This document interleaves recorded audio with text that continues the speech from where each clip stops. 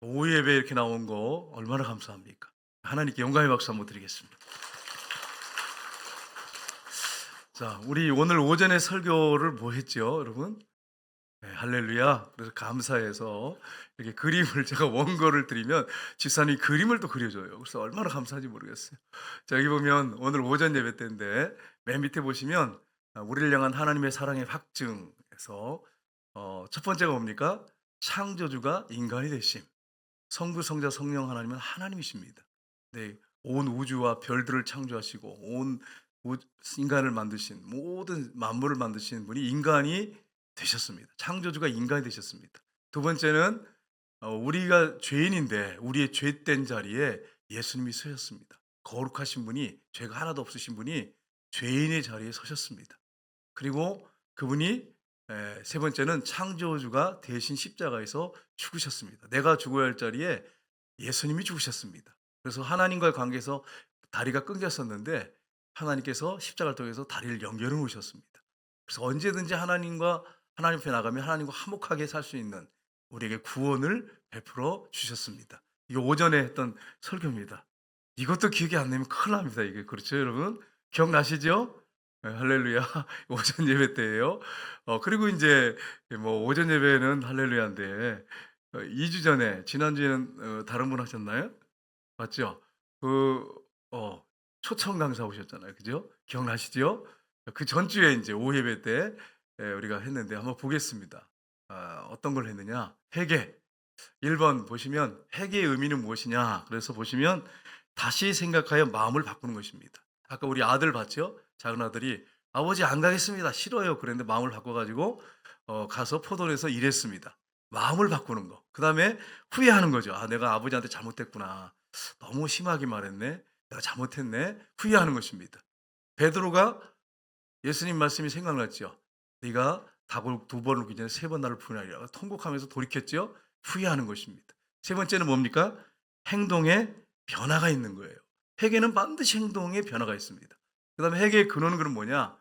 하나님의 은혜입니다. 하나님이 회개할 수 있는 마음을 주셔야 회개할 수 있는 거지 내가 노력한다고 회개가 터지는 게 아니에요. 하나님이 은혜를 주셔야 회개가 돼. 그러니까 내가 뭐 경건해서 회개를 잘하는구나 착각하시면 안 돼. 하나님이 은혜를 주셔야 회개가 잘 돼. 회개가 되는 거예요. 예전에는 막 우리가 기도하면서 회개 터지고 막 그러면 '야 내가 다른 사람보다 다른 집사님보다 건강하다.' 착각하지 마세요. 하나님이 회개할 수 있는 은혜를 주셔야 회개가 됩니다. 그리고 두 번째는 뭡니까? 말씀 전파와 가르침을 통해서 말씀을 통해서 이제 결국 핵심 말씀인데 그 말씀을 들을 때에 어찌할꼬 하고 '아 하나님이 나에게 말씀하시는구나. 내가 회개해야 되는구나. 이게 잘못됐구나.' 돌이키는 것입니다. 이게 지난번에 회개 일에 대해서 우리가 말씀을 나눴어요. 예.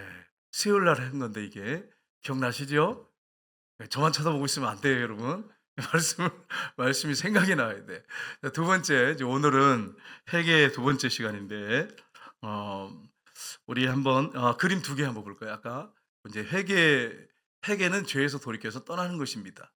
빛된 삶, 삶에 바뀌는 거죠. 두 번째 그림 볼까요? 회개는 누구에게 돌아가는 것입니까? 하나님께 돌아가는 것입니다. 이제 이렇게 해서 수요일 메시지가 정리가 됩니다. 그리고 오늘 두 번째는 회개의 두 번째 시간인데 회개에 관여하는 것이 뭐냐 그러면 내 몸이 있는데 영혼육이 있는데 회개에 관여하는 것이 뭐냐 이걸 우리가 살펴보긴 합니다. 첫 번째는 뭐냐면 지성이 관여합니다. 지성이 뭔지 아시죠? 이 생각하는 거. 이 지성이 회개에 관여합니다. 쉽게 말하면 전인이 회개하는 건데 그냥 말로만 회개하는 게 아니고 머리로만 회개하는 게 아니라 전인이 회개하는데 그중에 첫 번째가 지성이 관여합니다. 그래서 여러분 로마서 3장 20절 한번 볼까요? 같이 읽겠습니다. 그러므로 율법의 행위로 그 앞에 의롭다 하심을 얻을 육체가 없나니 율법은 죄를 깨달음이라. 아멘. 여러분 이 세상에 태어난 어떤 누구도 내가 노력에 의해서 내가 선행을 해서 의롭게 될 사람은 단 한 사람도 없습니다. 노력해서 될 수 없어요. 고행으로 안 됩니다. 불교 스님들 죄송하지만 고행으로 안 됩니다. 제가 전에 말씀드렸잖아요. 스님이 불 속에 들어가서 10년 동안을 생식하면서 돌을 닦고 10 년을 불 속에 살았어요. 그리고 그 겨울에 냉수 마찰하고 얼음장 깨 가지고 10 년을 그렇게 고행을 하고 내려오는데 비가 내리는 거예요. 그러다가 번개가 탁 치면서 나무를 탁 때렸더니 "아이고 하나님." 이래 가지고 고행이 완전히 10년 만에 나비아울 타월이 됐다. 뭐 이런 실제 이거 있었던 일이에요. 그냥 하는 얘기가 아니고. 그러니까 이게 인간의 노력과 고행 가지고 착해질 수가 없어요. 불가능한 일입니다. 그러니까 여러분 우리가 노력해서 안 돼요. 그래서 그림 한번 볼까요? 여기 보시면 율법의 행위로는 하나님 앞에 의롭게 될 사람이 없어요. '아 난 노력으로 나는 의롭게 될 수 없구나. 나는 천국 갈 수 없구나. 구원받을 수 없구나.' 그래서 누굴 바라봅니까? 믿음으로 예수님을 바라보는 거예요. '예수님이 나를 위해 죽으셨구나. 그래서 나를 위해 죽으셨구나. 내 노력으로 안 되는 거 되게 해 놓으셨구나.' 그래서 예수님을 바라보는 거예요. 율법 행위로는 불가능해. 율법의 노력으로는 구원받을 사람이 없어요. 그래서 율법의 기능은 뭐냐면 예수님께 가라는 거예요. "너 안 돼. 너는 안 되니까 예수님께 가야 구원받아." 이게 율법의 어떤 가장 중요한 기능입니다. 그 율법이 나쁜 게 아니에요. 좋은 건데 우리가 안 되니까 죄성 때문에 예수님께 가라고 우리에게 안내해 주고 있어요. 그래서 믿음으로 우리가 의롭게 됩니다. 여러분과 제가 믿음으로 의롭게 됐어요. 그러니까 여러분 말씀을 읽으면 죄를 깨닫잖아요. 제가 성경을 날마다 읽잖아요. 여러분 성경 날마다 읽으시지요? 이거 기초인데 이거는. 권사님들 성경 읽으시죠? 근데 이게 보면 좀 불안한 게 있어요. 목사님 핑계를 막 대요. "뭐 예수님 눈이 아파 가지고." 막 저한테 얘기하세요. 눈이 안 보인다 그러면 큰 성경을 막 대자로 그냥 안경 안 끼고도 볼 수 있는 성경을 사들 테니까. 그런 분이 종종 나한테 있어요. 그래 가지고 "목사님 눈이 안 보여요." 그래 "돋보기 사 드릴까?" 이렇게 하려고 하는데 그건 제가 너무 심한 것 같고 차라리 성경을 하나 큰 거 이만한 거 강대 쌍용을 이런 걸 사줘 가지고 이건 빼도 박도 못하게 성경 읽을 수밖에 없는 이렇게 아주 그냥 축복의 사랑으로 만들어 버리겠다 이런 생각을 했어요. 그래서 말씀하세요. 그럼 내가 좋은 성경 아주 그냥 영경 안 끼고도 볼 수 있는 성경을 사줄 테니까. 돈 없다 그러신 분들은 언제든지 말씀하세요. 돈이 있는데 그러면 양심에 손을 얹고 한번 생각을 하셔야 돼. 내 돈이 있는데 막 펑펑 쓰면서 그래 성경을 이거 한 10만 원 넘거든 15만 원 정도 되거든요. 이거 하나 못 사면 안 되죠. 저는 성경 사는 건 안 아까워. 다른 거 사는 건 막 아까워. 근데 성경 사는 건 천하에 아까워. 값지가 않아. 너무 좋아. 돈이 많이 들어가서 성경 사는 건 너무 행복해. 여러분 언제든지 얘기해 왔어요. 그럼 내가 사 드릴 테니까. 여러분 우리가 정말 인간 노력으로 방법으로 안 돼. 그래서 말씀을 읽잖아요. 그러면 제가 계속 읽는데 느끼는 게 뭐냐면 내 내면을 들여다보는 거예요. 내 말 행동을 들여다보는 거예요. 그러니까 회개가 자동으로 터질 수밖에 없는 거예요. 회개케 해요. 거울의 역할을 해요, 율법이. 깨닫게 해요, 죄를. 근데 노력으로 선을 행할 수가 없고 하나님 앞에 갈 수 없다고 하는 걸 명확하게 알려줬어요. 네 노력으로 안 된다. 그래서 예수님만 바라보는 거죠. 주님, 내 노력으로 안 되네요. 주님, 나 주님만 바라보고 주님께 나갑니다. 이렇게 지금 살고 있어요, 제가. 여러분이 그렇다는 게 아니라 제가 그렇게 알고 있어요. 그러면 나만 그럴까요, 여러분? 나만 죄인이에요, 여러분? 아니잖아. 여러분도 죄인이죠. 그죠? 우리도 같이 그렇게 나가야지. 목사님만 그렇게 하세요. 이러면 안 되죠. 그죠? 예, 우리가 다 그런 존재예요. 두 번째는 뭐냐? 두 번째는 감정이 관여합니다. 예수님께서 팔복산에서 뭐라고 말씀하셨습니까? 마태복음 5장 4절을 보시면 이렇게 말씀하셨어요. 같이 읽겠습니다. 애통하는 자는 복이 있나니 그들은 위로를 받을 것이며. 아멘. 어떤 사람이 복 있다고 그랬어요? 애통하는 사람이 복 있다는 거예요. 여러분 세상에 나가서 애통하는 사람이 복 있다는 얘기 들어봤어요? 불행하다 그러지. 막 울고 그러면 불행하다 그러지. 근데 성경은 애통하는 사람이 복이 있대요. 죄를 깨닫고 내가 하나님 앞에 정말 죄인이구나. 내가 하나님 앞에 정말 노력으로 안 되는 인간이구나. 정말 그런 인간이구나. 그러면서 애통하면서 자기 존재를 깨닫고 막 존재를 깨닫는 거예요. 자기 존재. 죄만 얘기하는 게 아니라 자기가 어떤 존재인지 깨닫는 거예요. 죄곧 나곧 죄. 존재적인 죄인. 하나님 앞에 나는 정말 어쩔 수 없는 사람이군요. 오라 공고한 자로다 이 사마무에서 누가 나를 건져내랴. 존재적으로 그렇게 애통할 때 놀라운 일이 벌어져요. 어떤 일이 있습니까? 애통한 자는 복이 있나니 위로를 받을 것이다. 하늘 위로를 받게 돼. 하나님이 위로를 해주세요. 그리고 여러분 얼마나 감사해요? 네, 세 번째는 의지가 관여합니다. 요엘서 2장 13절 보겠습니다. 같이 읽겠습니다. 너희는 옷을 찢지 말고 마음을 찢고 너희 하나님 여호와께로 돌아올지어다. 그는 은혜로우시며 자비로우시며 노하기를 더디하시며 인애가 크시사 뜻을 돌이켜 재앙을 내리지 아니하시나니. 아멘. 옷을 찢지 말래. 얼마나 감사한지 모르겠어요. 여러분 양복 새 옷을 딱 입었는데 회개하면서 옷을 찢어라 그러면 어떻게 하겠어? 낡은 옷을 입고 앉아 있어야지. 그죠? 회개할 때. 근데 그게 아니라 옷을 찢지 말고 뭘 찢으라 그랬어요?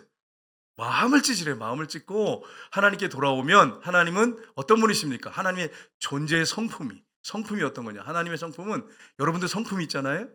하나님의 은혜로우세요. 자비로우세요. 노하기를 더디하세요. 사랑이 크세요.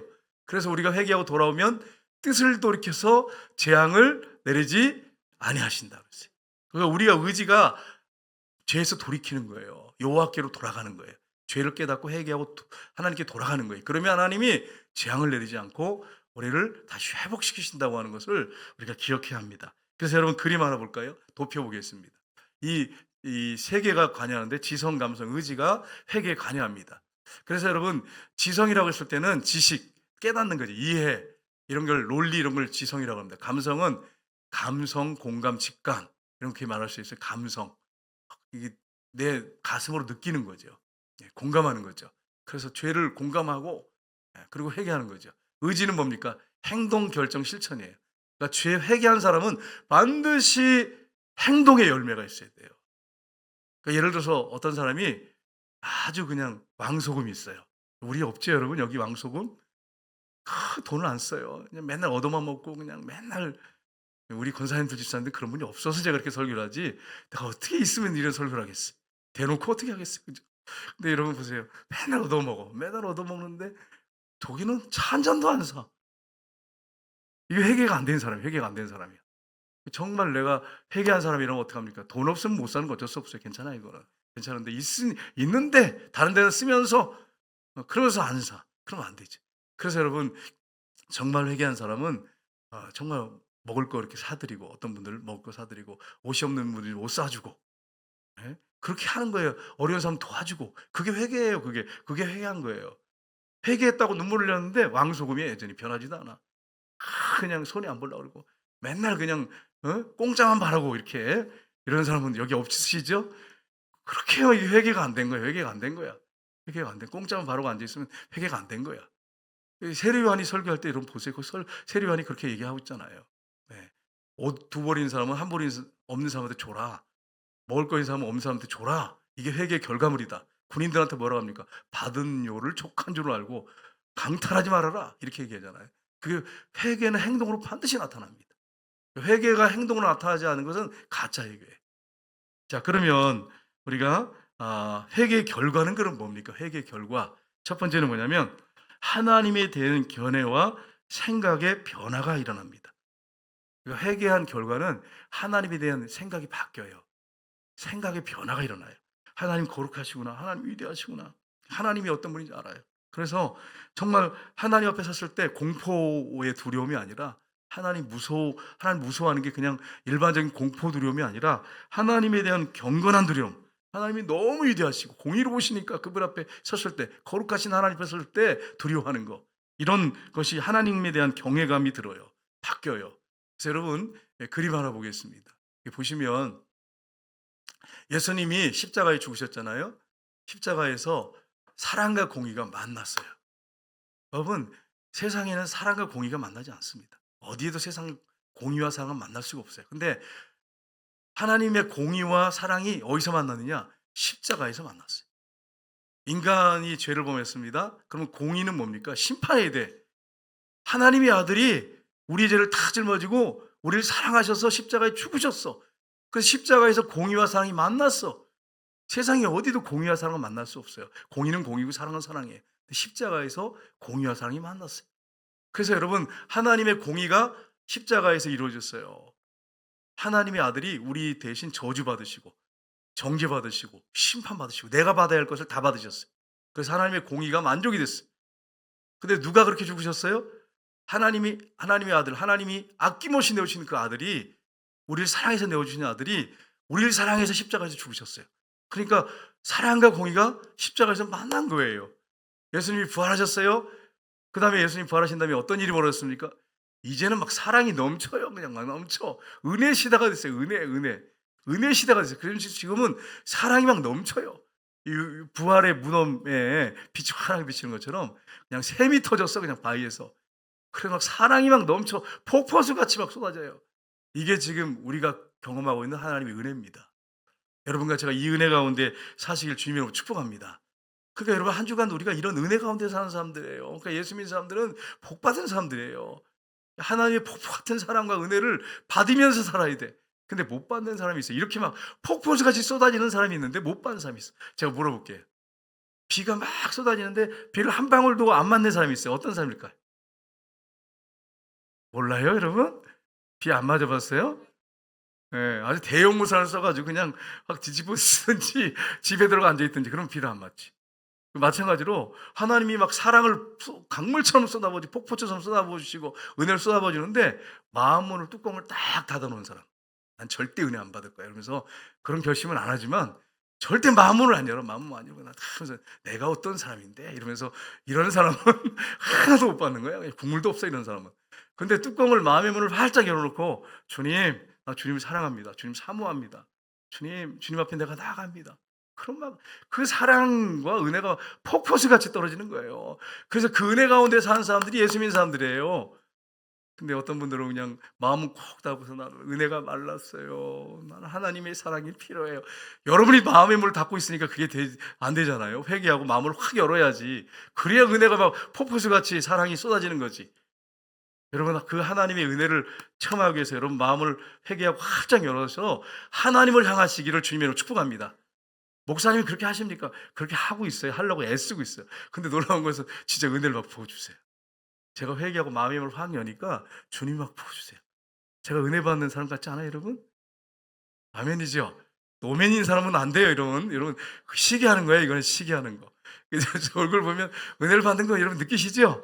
아멘이지. 노맨 그러면 안 돼. 노맨 그러면. 여러분 그렇습니다. 우리가 회개하고 마음의 문을 확 열면 하나님의 사랑과 은혜가 막 부어져요.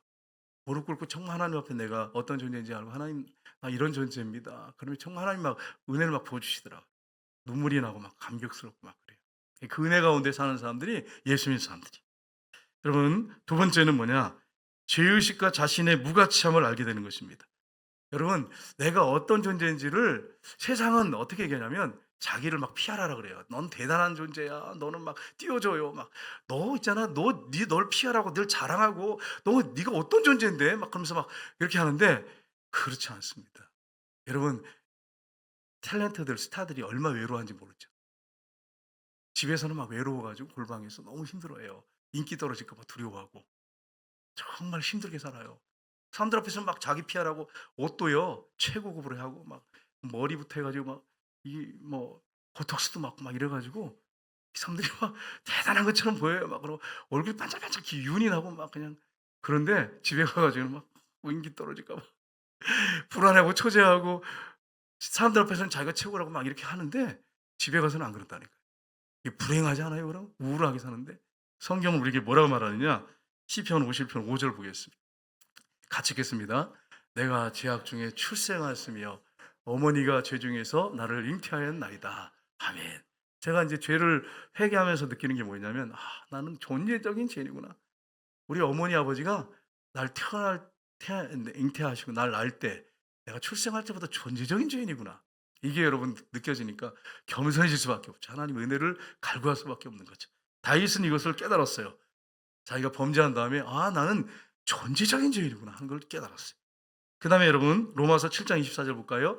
사도 바울이 예수님을 만났어요. 그래 가지고 하나님 앞에 딱 서니까 빛 가운데 딱 서니까 자기가 얼마나 어둠인지를 알게 됐어요. 그래서 뭐라고 하냐 24 절에 같이 읽겠습니다. "오라 나는 공고한 사람이로다.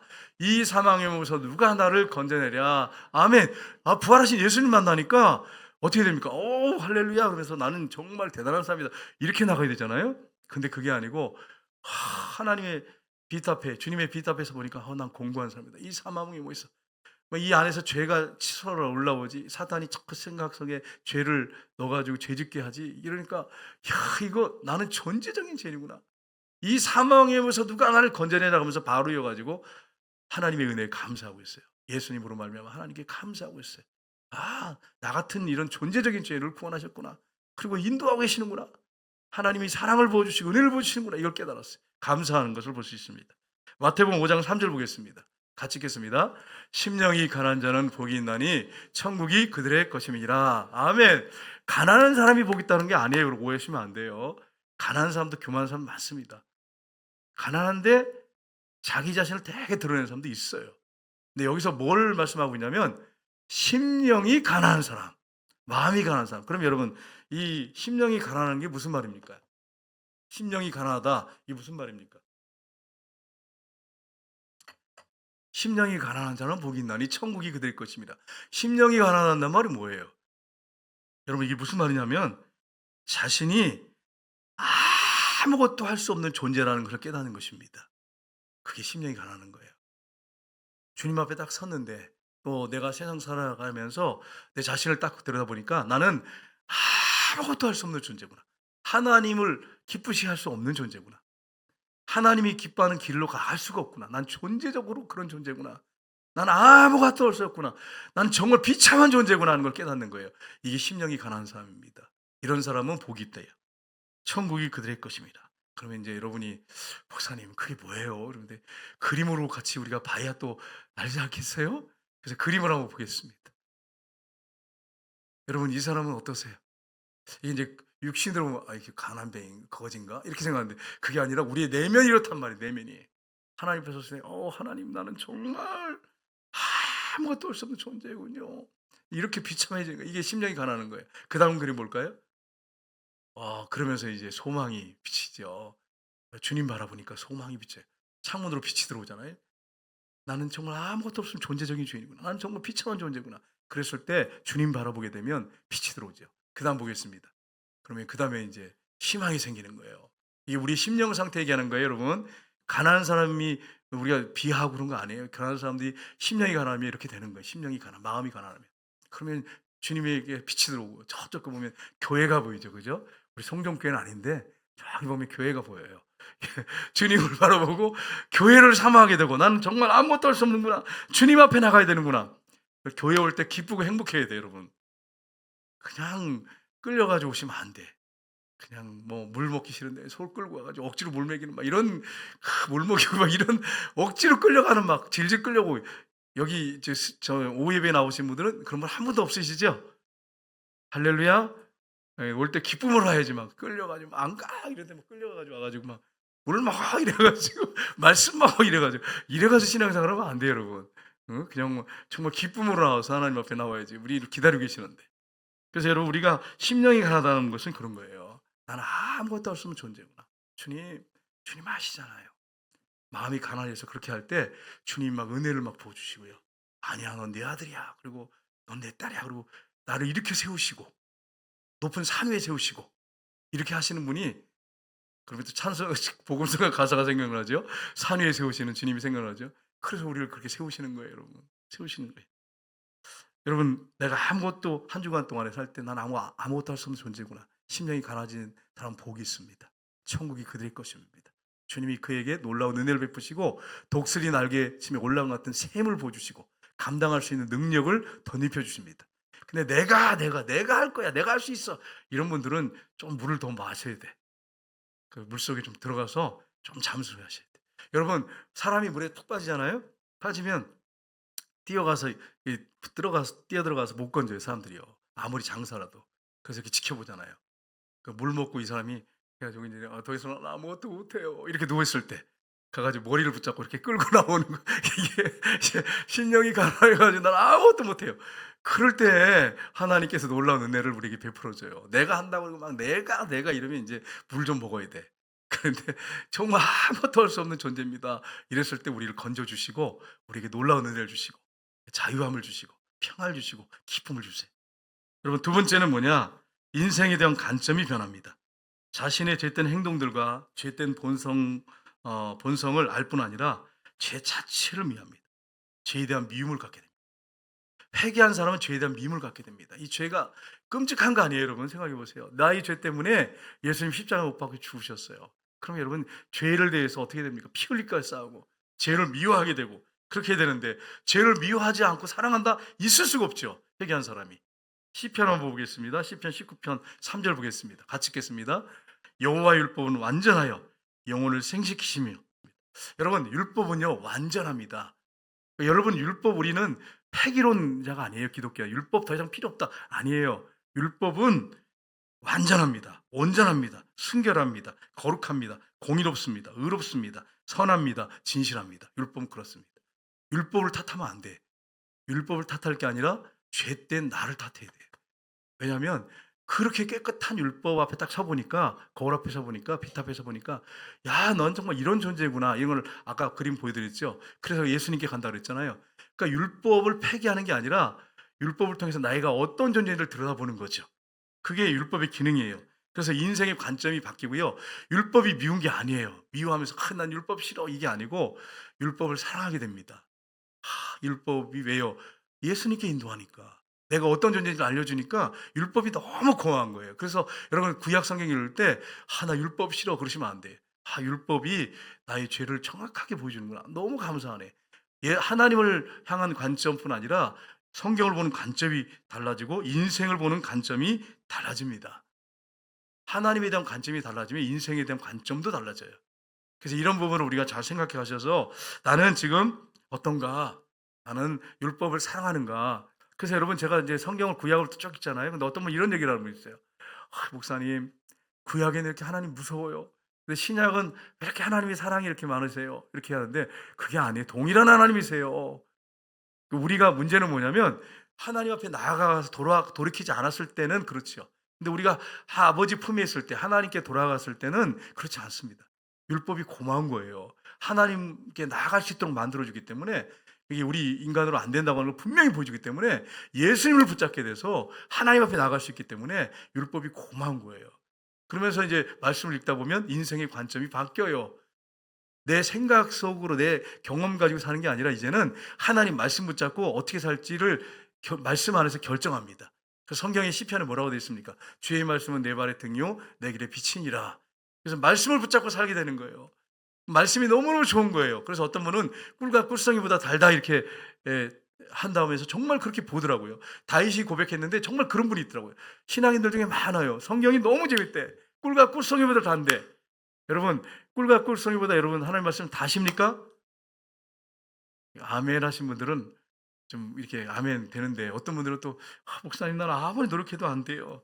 근데 그러면 어떻게 해야 돼요 목사님? 막 이렇게 하는데 그러니까 여러분 한번 생각해 보세요. 여러분 드라마나 이런 거 볼 때 나 재미 너무 없어요. 그러면서 막 보는 사람 있어요? 난 싫은데 막 봐야 돼 오늘 막 이러면서 보는 분이 있어요? 아니잖아, 아니잖아, 아니잖아. 그냥 정신없이 보잖아, 정신없이 보잖아. 하나님 말씀은 처음에는 잘 몰라 가지고 그럴 때가 있어요. 근데 보면 볼수록 시간을 탁 그렇게 정신 집중해 가지고 보다 보면 성령님이 알려 주셔야 돼. 그러면 보면 볼수록 너무너무 재밌어요. 하나님 말씀이 재밌어져. 제가 제 경험해 보니까 그래요. 그래서 너무 말씀이 재밌어져요. 성령님이 알려 주시면 재밌어요. 내 노력으로 알려고 하면 안 돼. 그럼 재미가 없어요. 여러분 성경을 쓰신 분이 누구십니까? 사람을 사용해서 쓰신 분이 누구십니까? 성령님이세요. 하나님이세요. 그래서 성령님의 철저한 도움을 받고 읽어야 말씀이 재미있는 거예요.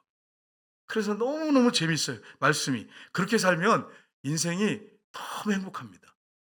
지금 상황과 환경은 너무 힘든데 말씀을 붙잡고 사는 사람들은 너무 행복해. 그리고 말씀을 사랑하는 사람에게는 장애물이 없대요. 무슨 말이냐면 장애물 다 제거해 주신다는 얘기 아니라 장애물 막 다 뛰어넘어 버리는 거예요. 장애물이 아무것도 아닌 거야. 왜냐면 너무 행복한데 주님 때문에. 그게 장애물을 다 뛰어넘어 버리니까 장애물이 필요 없는 거죠, 사실은. 다 뛰어넘어 버리니까. 그래서 여러분 장애물이 없다고 말씀하셨어요. 그리고 마음에 뭐가 찾아오냐면 큰 평안이 찾아와. 말씀을 사랑하면 마음에 막 큰 평안이 찾아와서 흔들 수가 없어. 흔들 수가 없어. 세상의 어떤 어려운 문제 이런 것들이 풍파가 나를 흔들지 못해. 여러분 하나님 말씀을 사랑할 때 이런 축복이 임합니다. 그래서 어떤 분이 얘기하는데 자기가 잠이 안 오는데 왜 잠이 안 오냐 그랬더니 다음이 궁금해서 잠이 안 온대. 근데 좀 찔리지 않나요, 여러분? 나는 드라마가 다음에 생각이 뭔가 이래 가지고 잠이 안 오는데 뭐 이렇게 되면 피차 곤란해요, 여러분. 그렇게 하시면 안 돼. 여러분 하나님 말씀이 재밌어 가지고 이래야지. 드라마가 그다음에 뭘까? 왜 마지막 끝나는데 그러는 거야?" 이러면서 "좀 끝까지 가지." 그러면서 꼭 재밌을 때 딱 끊어 버리잖아. 그죠? 다음에 보라고. 이제 거기에 미혹되면 안 돼. 거기에 미혹되지 말고 하나님 말씀을 좀 그렇게 했으면 좋겠어, 말씀을. 그래 가지고 너무 재밌다 그러면서 잠이 안 오네 그러면서 막 그래 눈이 뻘개 가지고 막 성경을 보고 이러면 여러분 얼마나 큰 축복이겠어요, 여러분. 다윗이 그랬다는 거예요, 다윗이. 어떤 분들 보면 진짜 그런 분들이 있어요, 실제로. 이런 사람은 정말 복 있는 사람이에요. 이 사람은 제가 봐도 정말 복 있는 사람이고 나중에 이렇게 살면 나중에 하나님 앞에 가서 상급이 얼마나 크겠어. 근데 맨날 드라마만 봐. 막 시간만 들여서 드라마 보는 거 나쁘다는 거 아니에요. 오해하시면 안 돼. 절제력이 없어서 제가 지금 말씀드리는 거예요. 맨날 드라마만 보고 있어. 그러다가 주님 만났는데 주님이 우리를 보고 뭐라 하실까요? "너 어떻게 범사에 드라마 체질이냐? 그래서 맨날 드라마만 보다 왔냐?"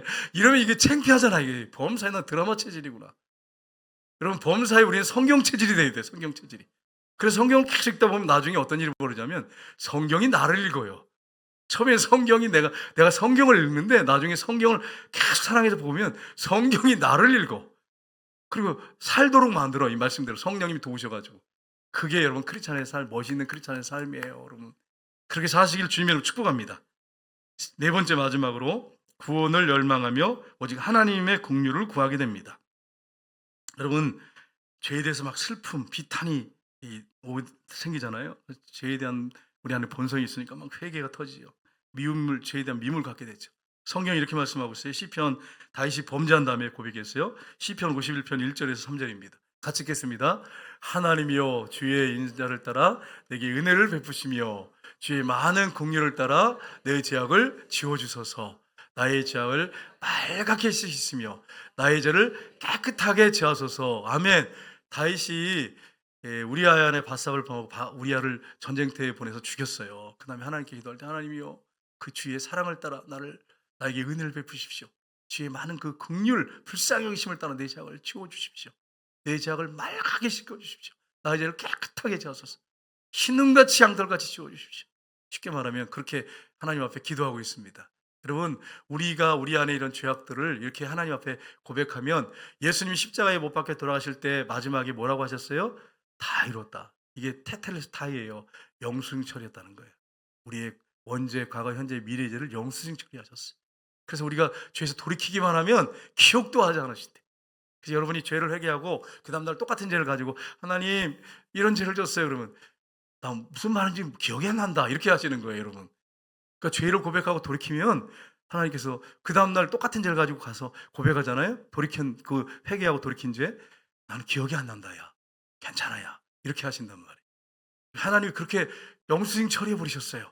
십자가에서 깨끗하게 흰 눈처럼 양털처럼 깨끗하게 정리하셨어요. 얼마나 감사합니까 여러분. 예수 믿는 사람은 그래서 복 있는 사람이에요.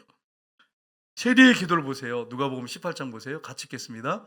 세리는 멀리 서서 가민을 들어 하늘을 쳐다보지도 못하고 다만 가슴을 치며 이르되 하나님이여 불쌍히 여기소서 나는 죄인으로소이다 하였느니라. 아멘.